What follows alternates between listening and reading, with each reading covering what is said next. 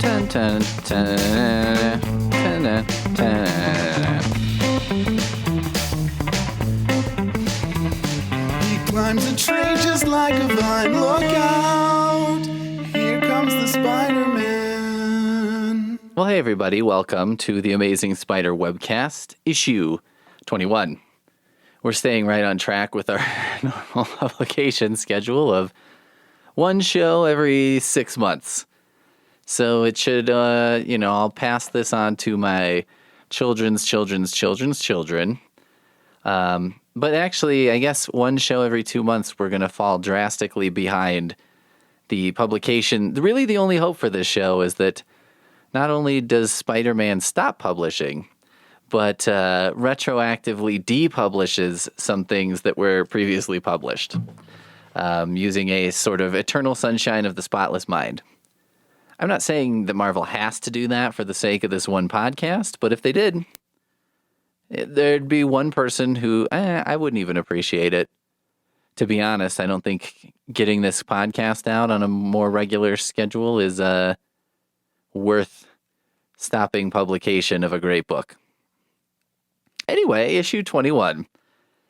Issue 21 sees our friend the Amazing Spider-Man, and we've got the Human Torch guest starring. They did a lot of Human Torch guest stars, especially early on, and then later on kind of came back to it. But I don't know. I don't know if, usually when you have a guest star in a comic book, one guest star is propping up the other. So you have Daredevil and Spider-Man, and it's a little bit like, I think Spider-Man is kind of propping up Daredevil. But then sometimes it goes the other way. With Human Torch and Spider-Man, I'm not totally sure how that works. My suspicion is that it's the Spider-Man trying to get other people to read Fantastic Four. Because maybe Fantastic Four is seen as a more, cerebral book or something? Less for teens, more for adult space adventurers? I'm not totally sure. This is kind of a cockamamie theory, so just keep that in mind. But, and then we have the Beetle. Beetle, one in a long line of villains who, fulfill that role of being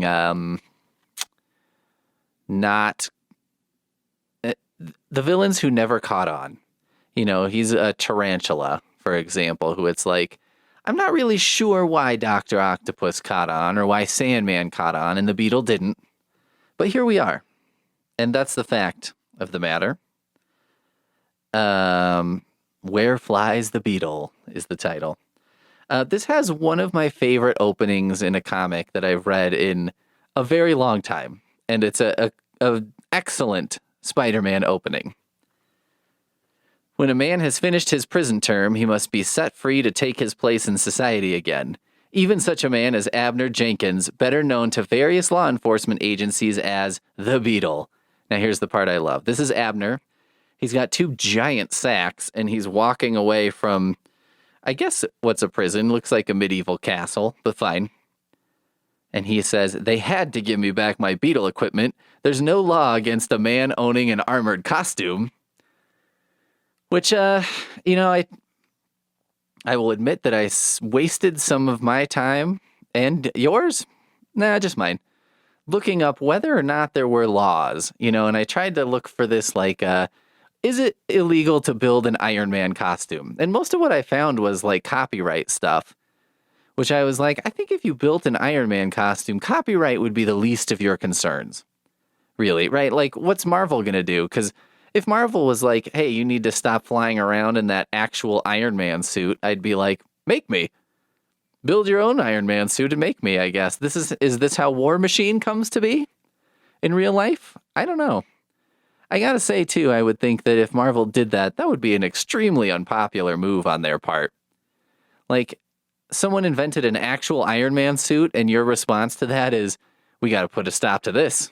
We can't have actual Iron Man flying around. Now, I know how this would go, because this is a company and money and all that, right? So it would be like, okay, well, Pete's been flying around in his Iron Man suit, which is pretty awesome, but then he just he found a child kidnapper and just disintegrated him on TV. It's like, oh, okay. Maybe that's not, maybe this isn't ideal in terms of how we want to represent our character. This is the problem with having your character just be co-opted by someone is now I'm Iron Man and I decide what Iron Man does and doesn't do. Does he vaporize someone who kidnaps a child? Maybe he does now. So anyway, I tried to find out, is there a law about this?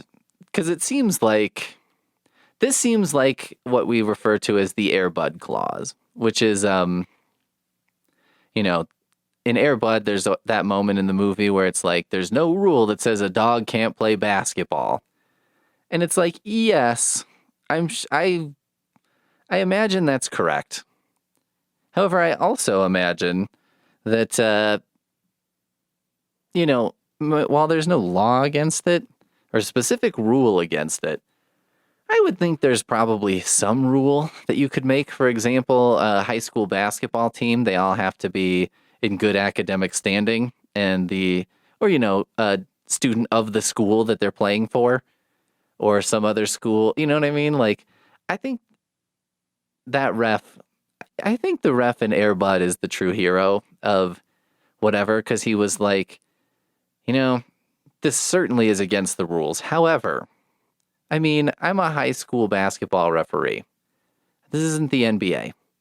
And what is a more interesting thing to have happen in my life? To watch a golden retriever play basketball for a season?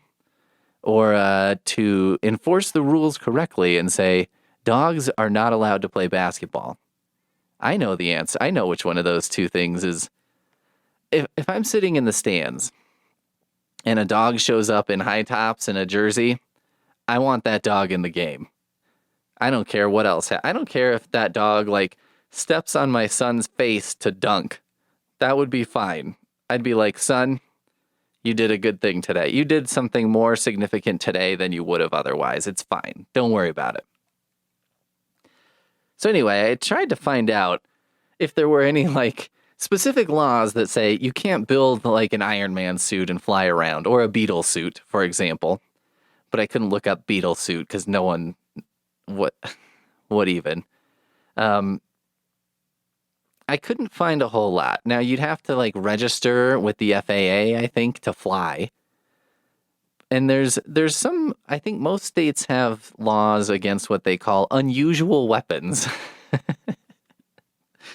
So I guess these are things if I made my own microwave gun, for example, they would be like, okay. Which I'm like, can you make a microwave gun by basically just drilling a hole in the door of a microwave and turning it on and pointing it towards something that you want to microwave? Does that work? I don't know how that works. It seems dangerous, but maybe not. I don't know. But I couldn't find anything that specifically said you could not create a suit of power armor, for example. Let's put the guns and stuff aside, because I think the Beetle's suit, I think he can he has flame or something, maybe. Not flame.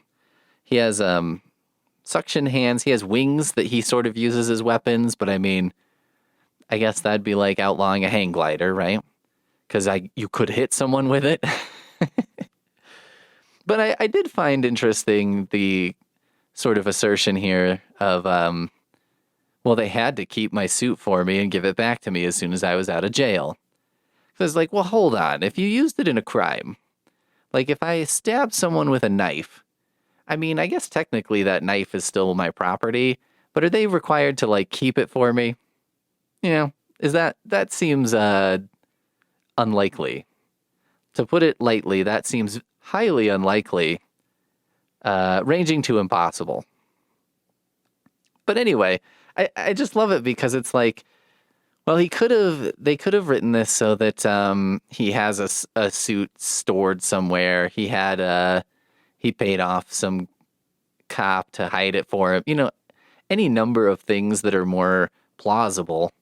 But they just went with hey man, this is my fucking civil liberty to have this crazy criminal suit that I can use to rob a bank. So anyway, the Torch, Human Torch is here, Spider-Man's here. Nothing super important. Oh, and by the way, the Beetle gets his costume back. In the first panel, he's walking out of jail with his costume. And the second panel, he's putting his costume on in what appears to be the front yard of the jail.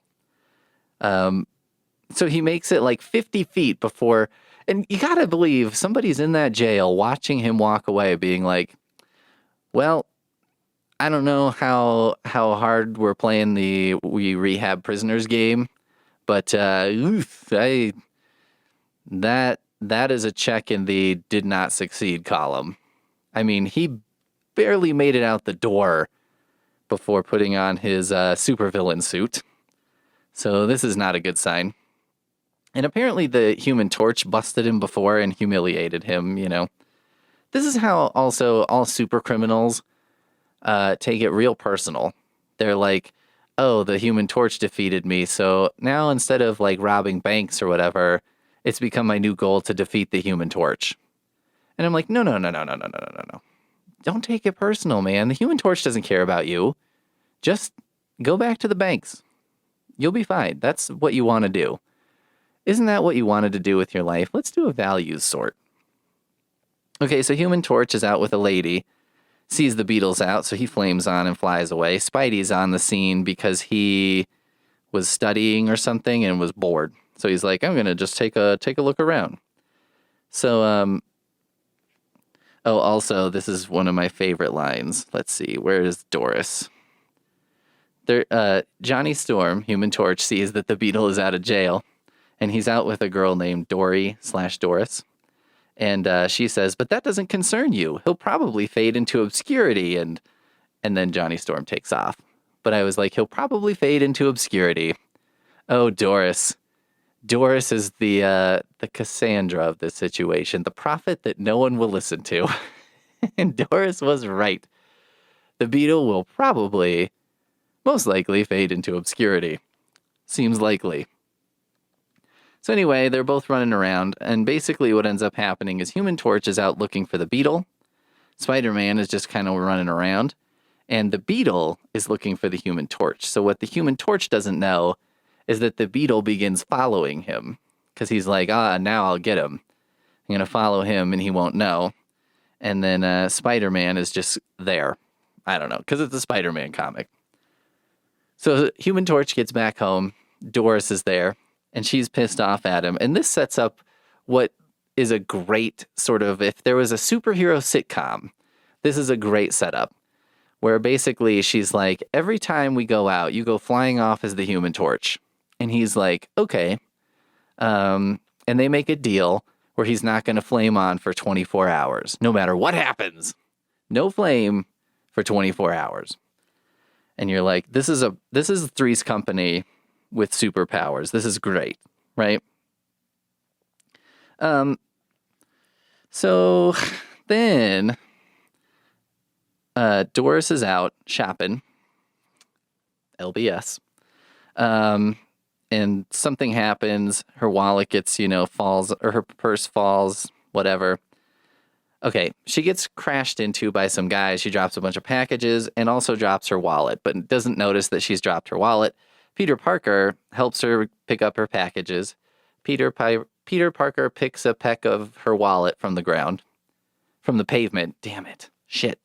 So he finds her wallet, gets out her driver's license, takes it home to her.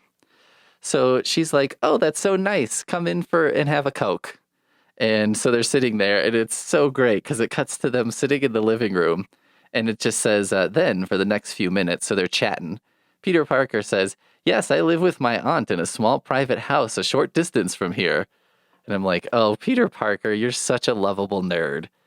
He's like, meets this young, attractive woman, and he's like, I live with my aunt very close to here. I would say it's probably less than 5 kilometers.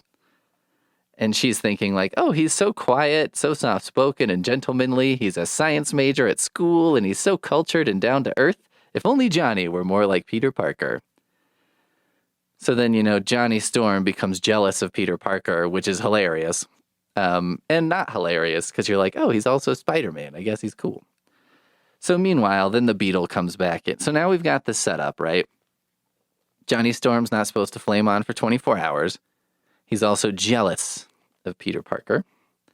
And then there's a whole love triangle stupid thing where Peter Parker's out with Betty Brant. And then Johnny Storm comes up to Peter Parker and is like, stay away from my girl. And then Betty's like, oh, why is he seeing other girls? I didn't think that was happening. And then runs away. It's all a misunderstanding. But where she feels like, oh, he doesn't care about me. So then Peter Parker and Human Torch are kind of yelling at each other on the street. Now, no one knows Peter Parker is Spider-Man, including the Human Torch. Flash Thompson is there, too. And Flash Thompson is like, come on, Human Torch, why don't you fight him? You know, he's a loser. And kind of egging him on. He's, why don't you take a lesson from Spider-Man, Torchy? He wouldn't have let anyone talk to him like that. And the Human Torch is like, I better take off. And then you think about it and you're like, wait a minute. Human Torch, you know, burns as hot as 1,000 suns or whatever. And Flash Thompson was basically like, hey, burn this guy to death. By the way, for returning your girlfriend's wallet. I mean, that's a pretty hardcore dick move. We could talk about bullying up and down, but frankly, I'm like, bullying versus, hey, you should burn that guy to death into a pile of ash. I mean, what's the Human Torch going to do to a normal person other than just completely burn him? You know, oh, and then cut to Peter Parker. 9 months later, he's still in the burn ward in that Dark Man spinning thing that just spins you upside down for some reason. That helps you cure from a burn in Dark Man world. All right, so then Peter Parker's pissed off because Human Torch screwed up things with Betty or whatever. And he's like, man, I'd love to beat the shit out of that guy, but then I'd reveal I'm Spider-Man. All right. So, so this is a whole thing. I liked the Flash Thompson egging him on to like, it's one thing to shove a guy in a locker or something. It's another one to be like, you know, I picked on some kids in school. Yeah. And then I lit a homeless guy on fire. Oh, okay. Youthful indiscretions. So then Peter Parker, or Spider-Man, I should say, is taken off. I can't remember how this goes. He somehow runs into he's headed back to the girl's house or Johnny's house or whoever's house and runs into the Beetle because the Beetle's about to go in there and like beat up Johnny Storm. And so then Doris is inside and she looks out the window and she's like, holy crap, there's a superhero supervillain fight happening on my front lawn. So being the girlfriend of Johnny Storm, she calls Johnny Storm, the Human Torch, and is like, hey, this is happening. Do you want to flame on and come over? However, astute readers will remember that he promised not to flame on for 24 hours. And so he's like, oh, this is a trick, right? Nice try, Dory. I'll see you later. You know, you're not going to get me on this one. So he's just like sitting on the couch. Good old Dory. I always did like a gal with a sense of humor. And the panels before that, she has true terror in her eyes. So it's pretty good. It's pretty hilarious. I'm not really sure what the lesson is here, although I don't think it needs one. I think it serves better without a lesson. There's no need to be like, oh, and here's what I learned about Johnny. It's important for you to be... Fuck that. Better this way. Comedy. So then the two heroes, well, the hero and the villain, Spider-Man and the Beetle, their fight crashes through the front window and they're fighting in like the living room of a suburban home, which made me think like a lot of these superhero movies, they don't have enough fights in like real life locations. Like they have the, you know, I don't know what you'd call it, like a huge savanna in Black Panther and the same-ish savanna in one of those Infinity War movies. Ant-Man, I guess, did it in the first one, and that was fun. You know, they're fighting amongst the Thomas train set or whatever. I appreciate that. So but they're having a knockdown drag out basically in this living room. And then the Beetle, I mean, I don't know. I just like that they're wrecking shop in just a regular home. I mean, I can't imagine, a minor mishap causes so much damage to a home. If you had like a super powered guy and a super villain just full on throwing each other into shelves and shit in your house, you'd be like, I mean, this is on the level of just my house burning down. This is horrible. This is completely destroyed. And I wonder if homeowners insurance, they're like, well, we don't cover act of God. And someone becoming Spider-Man, as far as we know, is an act of God. Just his genetics. So, I think your best option is to make a case with the penal system and say, do you think you might have released the Beetle a little early? Do you think someone might have made a call when they saw him putting on his Beetle costume on the front lawn or whatever? So, Spider-Man's trying to beat up the Beetle. Johnny Storm gets to the house. Okay, the Beetle kidnaps Doris in order to draw out the Human Torch or something. I don't know. Who cares? And Spider-Man is giving chase, and then the Human Torch sees this and is like, I have to fight Spider-Man. This is another classic setup for these times, was like, you got to get the superheroes to fight each other for a couple pages. So the Human Torch is trying to burn Spidey alive. Then Spidey hits him with an asbestos web balls, which I was like, I'll see you're burning me alive and raise you a, Class A carcinogen. I don't know if the Human Torch could get, if the effects of asbestos work on him or not. It's a good question. I mean, the carcinogenic effects, I don't know.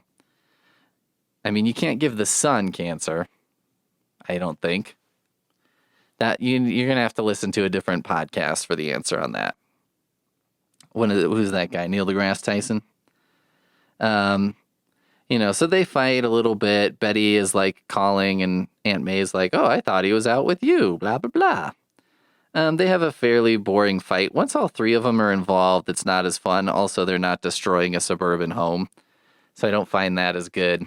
They stop fighting each other, team up to trap the Beetle, between a web and a net made out of flame, which I'm like, that's a little bit cheating. That's the Human Torch kind of stealing Spidey's thing, in Peter's opinion. But what are you going to do?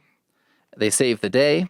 Human Torch gets the girl, and Spidey, looks sad on the edge of a big, tall chimney, which kind of looks like the chimney he eventually throws the corpse of his own clone down, which is an amazing moment in comics that caused a whole ruckus that no one expected. And that, my friends, is issue 21 of The Amazing Spider-Man. How would I rate this issue? It's up there. It's a good one. It's solid. It's got some good ideas. I think it's got 2 or 3 different sort of sitcom-y setups, and I do appreciate that. So, this is a solid one.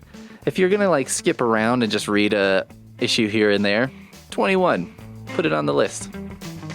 We'll see you next time. He climbs a tree just like a vine. Look out!